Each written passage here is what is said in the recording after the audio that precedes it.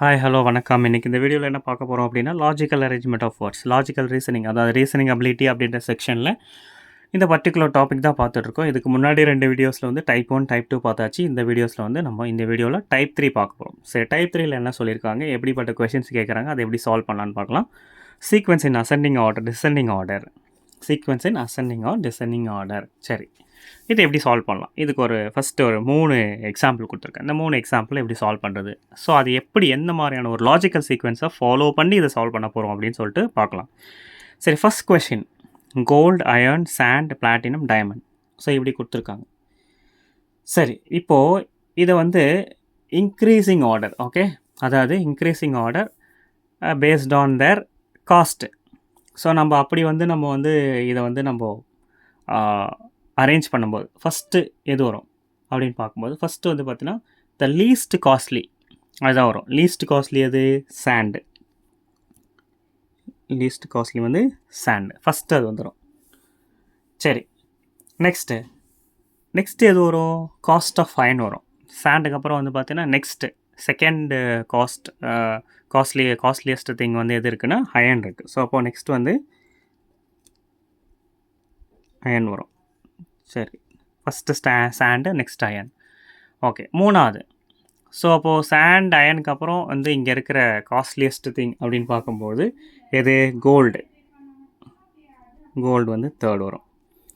Next கோல்டுக்கு அப்புறம் என்ன வரும் அப்படின்னு பார்க்கும்போது டைமண்ட் வரும்.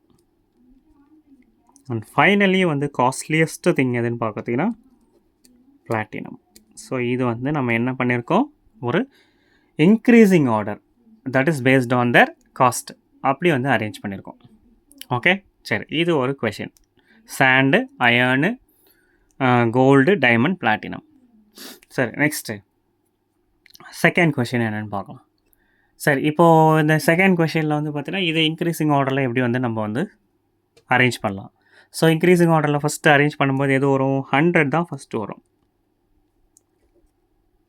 முதல்ல வந்து 100 வந்துடுமா? ஸோ ஓகே, செகண்டு 1000 வரும், கரெக்டாக? நெக்ஸ்ட் வந்து 1000. மூணாவது 1000க்கு அப்புறம் வந்து பார்த்தீங்கன்னா மில்லியன் வரும். ஓகே, மில்லியனுக்கு அப்புறம் பில்லியன்.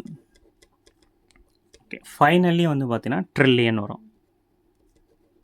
சரி, இப்போ இது வந்து increasing order based on their cost. Okay, அது இன்க்ரீஸிங் ஆர்டரில் அரேஞ்ச் பண்ணியிருக்கோம்.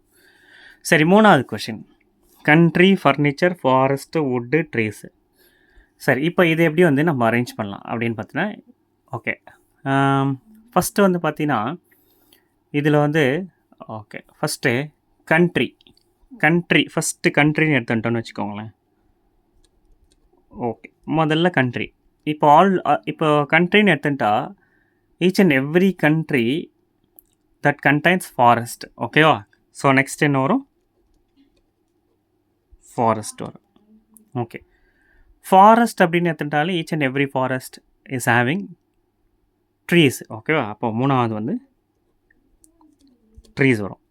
ஓகே, ட்ரீஸ் அப்படின்னு இருந்தாலே ட்ரீஸ் கிவ் வுட்டு. ஓகே, அப்போ நாலாவது வந்து வுட்டு வரும். ஸோ நமக்கு வுட்டு கிடச்சினாலே that will be used to make furniture. இப்போது ஃபைனலி வந்து ஃபர்னிச்சர். ஸோ இதுதான் வந்து விஷயம். So country, forest, trees, wood, furniture.